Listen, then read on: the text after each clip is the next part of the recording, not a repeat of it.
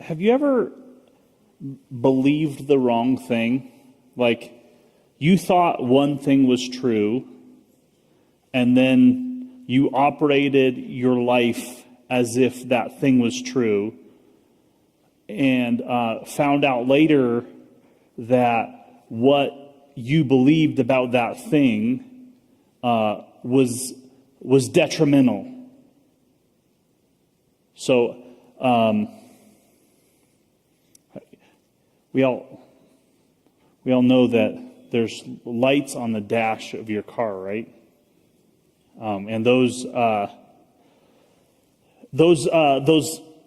lights mean something. And in my car, when the fuel light comes on, it means that I have about 10 more miles to go before I need to get gas. In my wife's car, I don't know what it means. I just know it doesn't mean that. There was a particular time we were actually headed.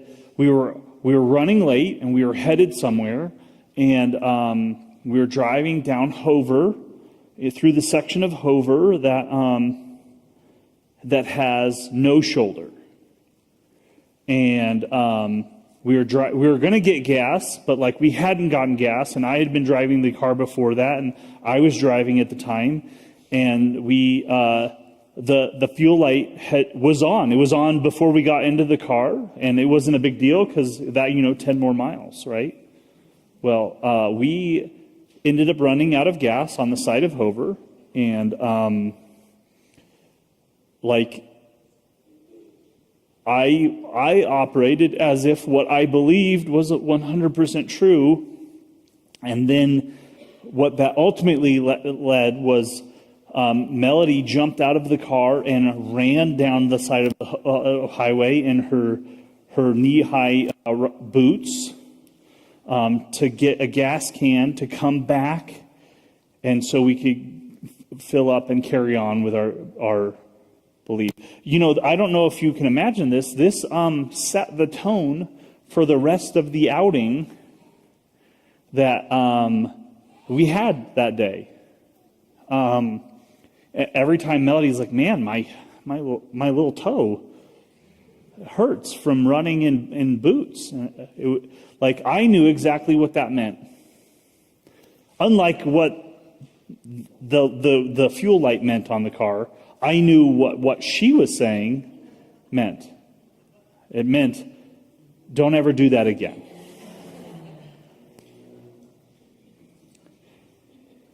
You ever had an experience like that where maybe not you run out of gas, but like you believe something about something? Like if the little genie in the lamp light comes on in your car, you should pull over quickly. The genie in the lamp light on your car does not mean that you get to make 3 wishes. Unless one of your wishes is for your engine to blow up, then that one's for sure coming true. What we believe matters because it filters into how we live and how we operate and what we do and how we interact with people. If you believe people who think a certain way are dangerous, then you will operate as if they're dangerous. If you believe certain things about the world, like it changes everything. What we believe affects how we do what we do. And here's the unfortunate thing. Like, there's an awful lot of things that if I were to ask you to write down the things that you believe, if I asked you to write those things down, you would write down a bunch of things that if we looked at how you lived, they probably wouldn't line up with what you actually believe. Me too. That's the reality for all of us. Like, what we believe a lot of times is aspirational. We believe, like, here's one for me. I believe that God is faithful and I can trust him. Sometimes I don't act like I believe that God is faithful and I can trust him. Sometimes I act out of fear and scarcity and doubt. Is that nobody else? Is too honest for whatever time, 9:30 in the morning? 10:30 in the morning? So here's the thing. We started a few weeks ago, started a series on Colossians. And at the heart of this letter that Paul writes to the church in Colossae is about the things that they believe. And there are ways that they have entered into belief that were good and right and true and fruit-bearing and led to good things in their life. And Paul writes this letter because there have been things that have infiltrated the beliefs of the church. And these things, the fruit, if we allowed those things to take root and take hold, those beliefs would lead to negative outcomes, negative consequences for them and for their community. So we've been looking at Colossians. Last week we closed out chapter 1. And there's this section at the end of chapter 1, and it says, he's talking about how what we teach matters. He says this in verse 28. He says, "It is he whom we proclaim, warning everyone and teaching everyone in all wisdom, so that we may present everyone mature in Christ. For this I toil and strive with all the energy that he powerfully inspires within me." And I bring that last verse up as a reminder that all of this is connected. I think one of the things that's, to me, if I could give you any tool or any gift for how you approach the Bible, it's to know that it's all connected. When you open up your 21st century American Bible, if you open up a Bible that you find on the shelf, there are chapters and verses and subheadings and all of that. I want you to know that none of that was in the original. Those were things that were put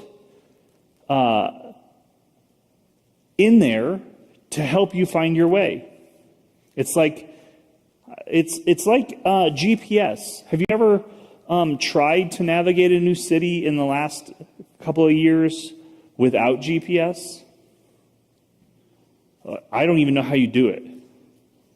Like, I assume you can go to the store and buy a map.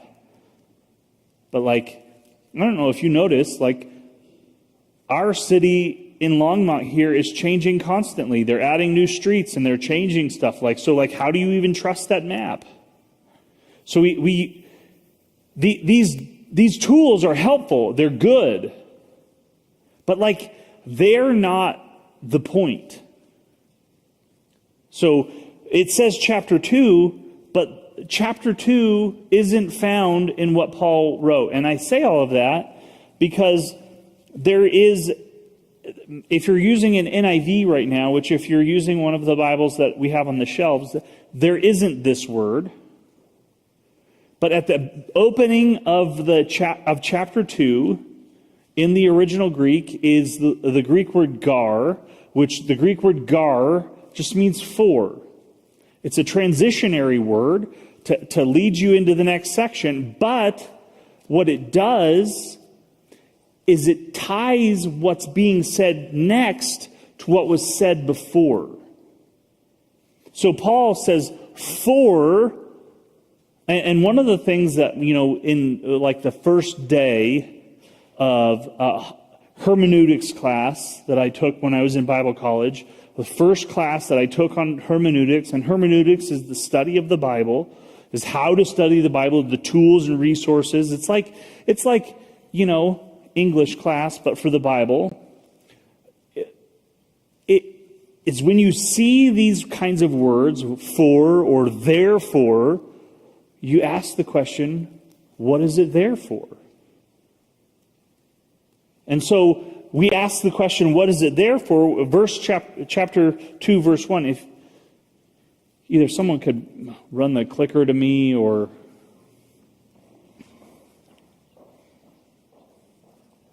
verse 1 says, "For I want you to know how greatly I strive for you." For this is to continue. Thanks. This is to continue the thought that he was already having. This is a stream of consciousness that Paul writes from. And it's important for us to remember that, because have you ever had somebody quote you out of context? Yeah? How's that? Was it real good?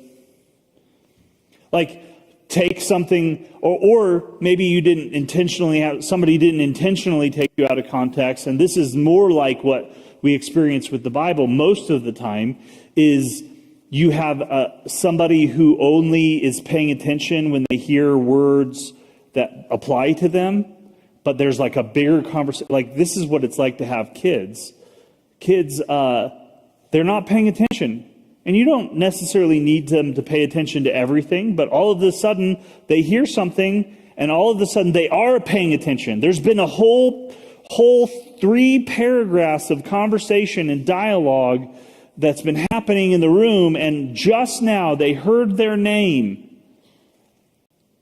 And all of a sudden they're like, wait, what are you talking about? I didn't say that. You what? And they're mad. And so that's kind of what happens when we read the Bible. We pick it up. So one of the things, that we do is we pick it up, and the Bible is we've been told, and it's true, that the Bible is full of wisdom and full of things that we can learn and grow from, and all of it's good, and all of that is true. But have you ever needed a little inspiration? Who has a Bible with out? Could we I want to do a little exercise and show you. Are they gone? I don't want a Bible. I want you guys to have a Bible. Okay? It's not going to work if you have an app for it. We're going to do a little activity. Okay? Have you ever needed some kind of inspiration? You need God to say something to you? You ever been there? You need it. You need to hear something from it. You need to hear from God. You need to hear a word to tell you what to do next, to tell you how to operate, to tell you how to not give up, not to quit, to not get discouraged. So this is what some people do. Why don't you they'll pray a little prayer, oh God, I need to hear from you, and we're going to take that Bible and flip it open, just anywhere, and then close your eyes and take your finger and point at just anywhere on the page, okay? And just, if you could, shout out just the verse that your finger landed on. But what does it say? Woe to me, I cried. I am ruined, for I am a man of unclean lips, and I live among people of unclean lips, and my eyes have seen the King. If the word that you needed was, man, I just can't get along with my mom, that might be good. That might be good. But like if the word that you needed was, I don't know what to do about, my job situation, or like I'm discouraged, maybe that's not a bad one. Anybody else? A quick-tempered person does foolish things, and the one who devises evil schemes is hated. That's good. I mean, that could apply to your situation. Here's the disadvantage of this method of trying to find biblical truth for you is most of us, like when we do something like this, we just flip it open to like somewhere in the middle. You know what that's going to miss? Anything that Jesus said.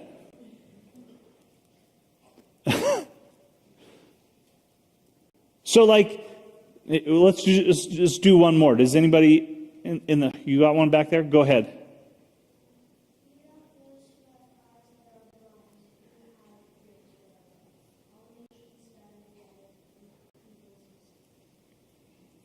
Like, that could be like, that could say something to you in whatever situation. Like, oh, like I'm blind. That's actually half of the reason why you're here in the first place in this book trying to find something. But like, it doesn't lead you to the next thing. But the other thing is, I don't know if you know this, but like what you're going through right now has nothing to do. Where did you find that, Alexa?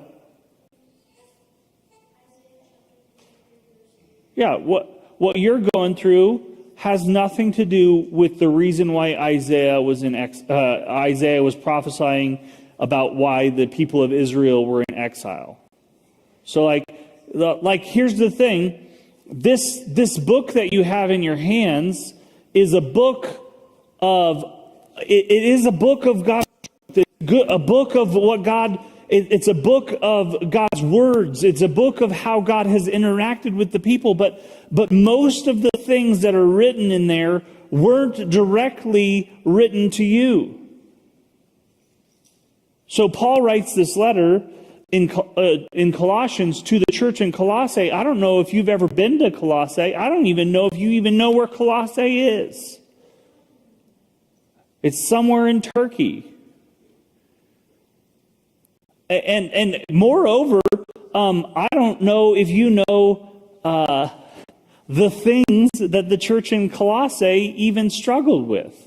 Like, they weren't facing an ugly presidential election right now. When they were facing, it's not going to help you. If you're depressed or you're anxious or you're worried about your job or you're worried about what's going on in the world, if you're worried about all of that, guess what? What you don't need is more of what you're already thinking. When I'm in a bad place, what I don't need is more of what I already believe. What I need is to have my perception of the world challenged. I need to have my lens checked. And so all of that to say, Paul writes this letter. He writes a letter to a church in Colossae, which is not far from another town called Laodicea. Laodicea, you find that town mentioned in the book of Revelation. It's the only letter to a church in the book of Revelation that you would have wanted to receive. All of the other ones are not nice. If John writes a letter to churches in the book of Revelation telling them, hey, you need to shape up, the only one that you would have wanted to receive out of all of those 7 letters to the 7 churches is the one to Laodicea. Paul is writing this letter in Colossae to a church that's just down the street from the church in Laodicea. And the last week we talked about the end of chapter 1. We talked about these ideas of what God, we talked a little bit about some of the beliefs of the people at the time. We talked about how there was a general idea within their context where people had to have secret knowledge to get at what God was trying to say. And so we start here in verse 1 of chapter 2, and he says, "For I want you to know how greatly I strive for you and for those in Laodicea, and for all who have not seen me face to face." Let me just say two things about that first verse. Much of what Paul writes is very pastoral. He has a deep concern for these people. He has a deep concern for the spiritual lives and the things that the people that he's writing to believe. And the word here, how greatly I strive. Some translations, if you're looking at the NIV, I think it says contend. How greatly, how deeply I contend for you. Like Paul has this burden.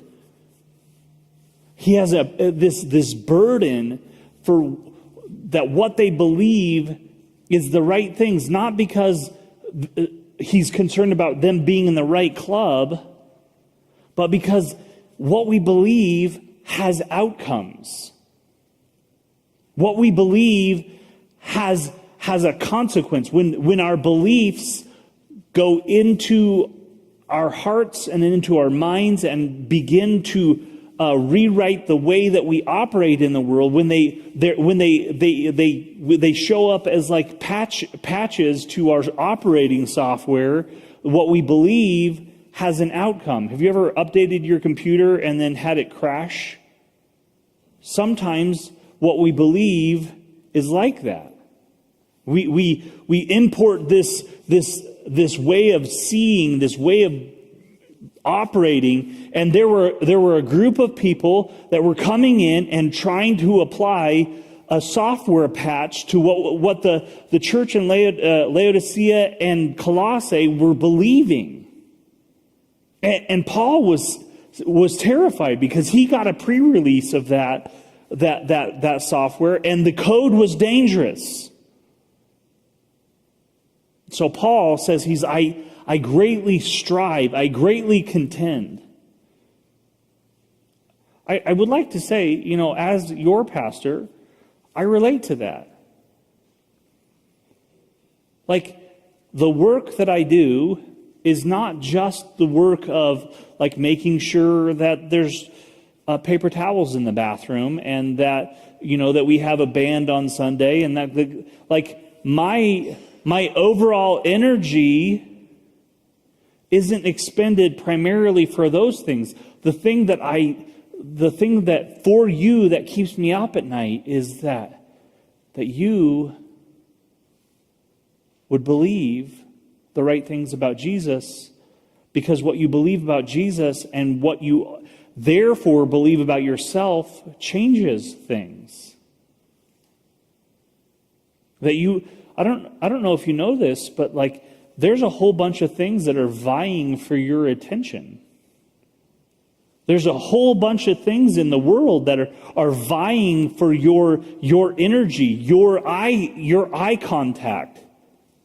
And I'm not it's not just everybody's every sermon is about how the cell phone is ruining everything. It is that, what we believe and what we watch and what we see on our social media and our devices and all of that. But it's more than that. There are things constantly surrounding you that are contending for your attention. And whether you know it or not, whether you see it, whether you can put your finger on it, those things, if we're not careful, change how we see the world. And guess what? Those things have consequences. Paul goes on. The other part is that I wanted to say about this first verse is this. He talks about this idea of being seen face to face. And there is an element, like if I emailed you a manuscript of every sermon every week, and that's how you experienced what God was doing at Reveille, you would have a very different experience of what God was doing at Reveille than what God is doing at Reveille. There is a difference. There is more that happens in communication than words. Like if you were to put a piece of software on the live stream and transcribe the entire sermon and you read that, you would get something different. You would get a different experience than if you are here with us. One of the things that we often say is that your presence matters.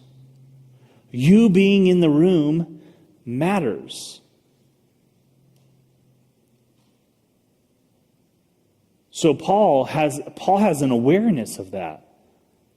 Like he wants to be in the same room as these people because there is a difference between him writing a letter, even if he has an emissary that comes and communicates and shares that letter and preaches that message. There's a difference. He goes on and he says, verse 2, he says, I want their hearts to be encouraged and untied in love, so that they may have all the riches of assured understanding and have the knowledge of God's mystery. Do you remember what we talked about last week when we talked about this mystery idea? This mystery is, Paul talks about this, and this mystery is that God, the mystery is that we all get to be a part of what God's doing. Like, that's the only place that you're going to get that. That all of us, no matter what your background, no matter what your experience, no matter what you've done before you got here, all of us get to belong. All of us get to be a part of what God's doing. All of us get to be included. That's a mystery. That's a mystery because I don't know if you've noticed that. That's not what the world wants you to believe. You go outside those doors and pay attention to the news. That's not what anybody else wants you to believe. That idea that God is about breaking down walls and breaking down barriers so that you get to be a part of what he's doing. That mystery has to do with that the Jews and the Gentiles get to be a part of what God's doing. That's everybody.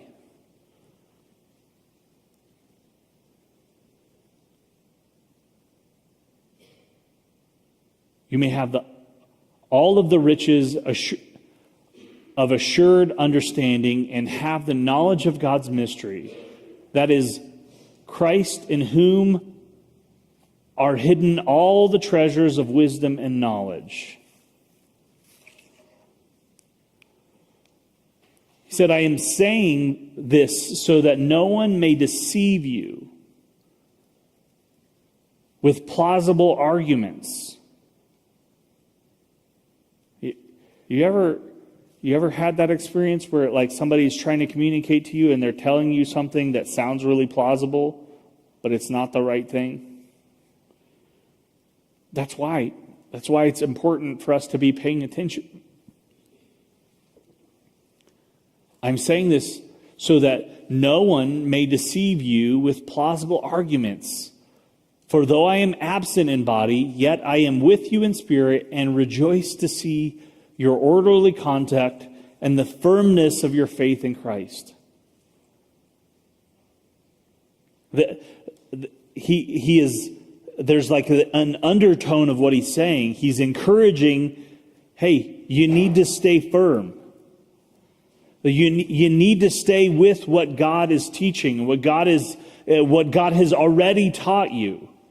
These things are important. They have consequences. He goes on and he says, verse 6, he says, as you therefore have received Christ Jesus the Lord, keep in mind that Lord is not that word Lord calls the believer that hears them to understand, one, that Caesar is not Lord,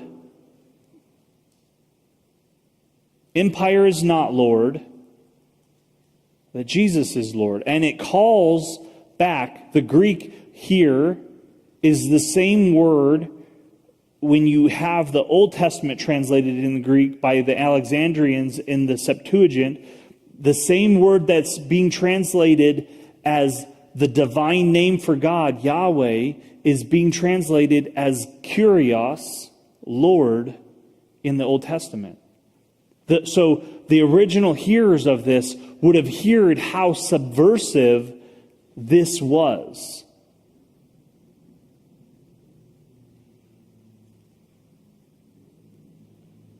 Jesus Christ the Lord continued to walk in him, rooted and built up in him and established in the faith just as you were taught,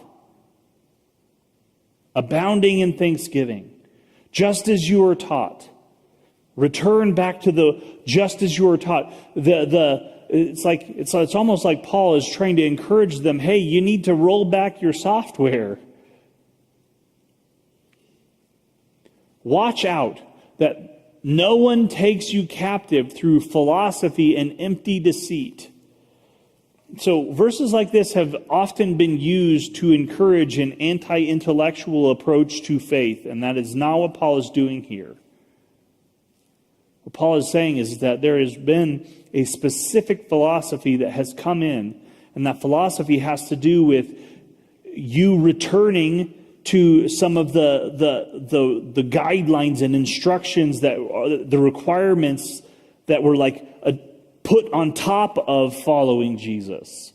So there's a list of extra requirements that if you're going to follow Jesus, you have to observe the Sabbath the way the Jews observe the Sabbath. If you're going to follow Jesus, you have to observe all of the feasts and festivals that the Jews observe. If you're going to observe the Sabbath, you have to get circumcised like the Jews get circumcised. You have to follow the rules the way that the Jews follow the rules.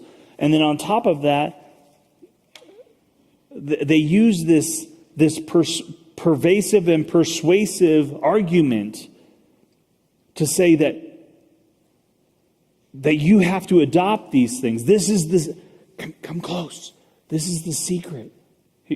There's something powerful about that notion. Hey, I have something to tell you. It's really important. Shh, don't tell it everybody. I picked you because you're special. There's something about that where when you pull somebody in close, hey, I have secret information to give you that makes you feel like, man, if it's a secret and I'm chosen to have received this secret, like there's something that predisposes us to believe that thing.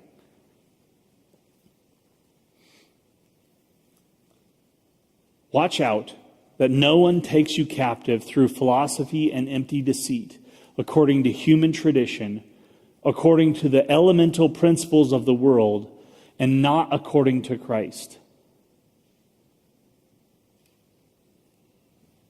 For in him the whole fullness of deity dwells bodily, and you have come to fullness in him, who is the head of every ruler and authority. In him, all of the fullness of deity, all of the authority, all of the power, all of the dominion, all of that dwells. Like you have this secret knowledge that if you follow these rules and follow it this way, the thing that you need to return to as a people, Paul says to this church in Colossae this: don't be deceived by the empty philosophy. Return to the fundamentals, the foundation, and that fundamentals and that foundation is found in knowing who Jesus is.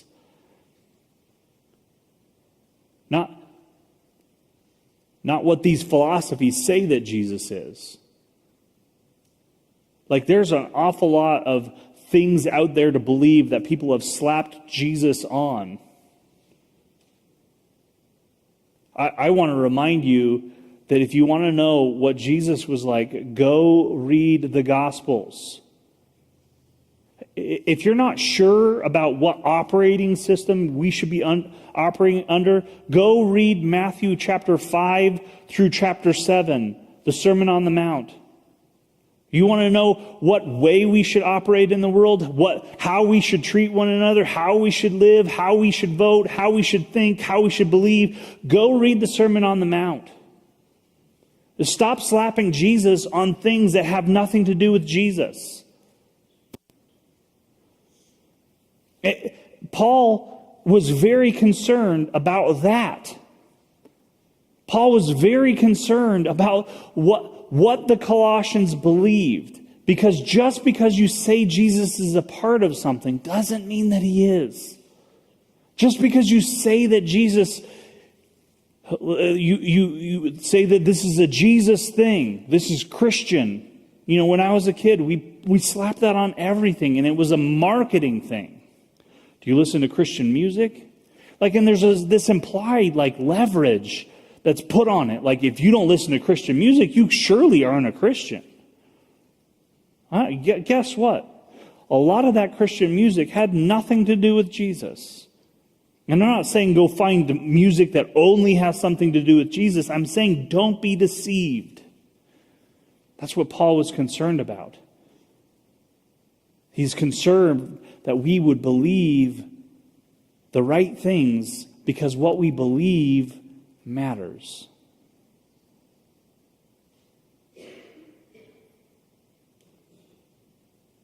It's sometimes good for us to take a second and to recalibrate.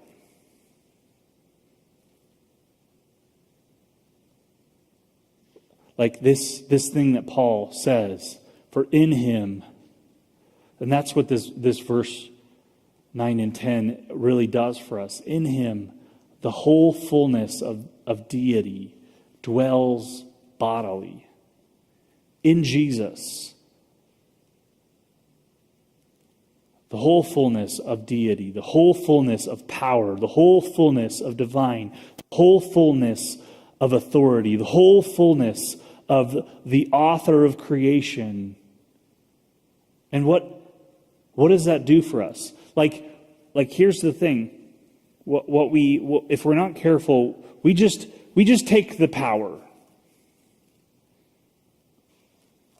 without the character. We just take the authority without the person of Jesus. And I'll close with this. What we believe matters. And as followers of Jesus, my concern for us is the thing that I contend for, the thing that I strive for you, is that you would adopt a Jesus-centered worldview. And if you want to know what that's like, get to know Jesus. Not what other people say about Jesus, not what I say about Jesus, not what church says about Jesus, not what social media says about Jesus. My challenge for you today, go read the Gospels. Just have a revelation of who Jesus is. And use that as a filter and a lens for what it means to follow Jesus. Yes, you've begun to follow him. Yes, you've started. Yes, you've walked on that path. But don't get deceived. Just because something says it's Christian doesn't mean it's for you. And I'll unless you guys had a song that you had prepared to end us with. Let's do it.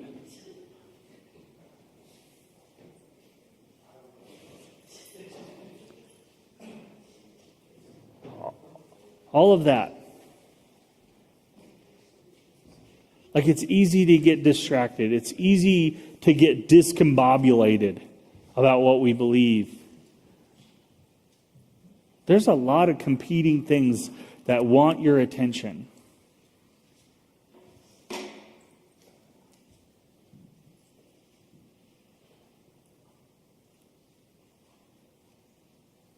But what if we returned to the things that Jesus said that he was about?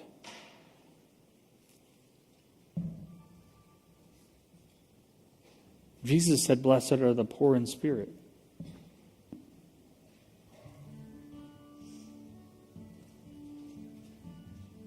Blessed are the meek.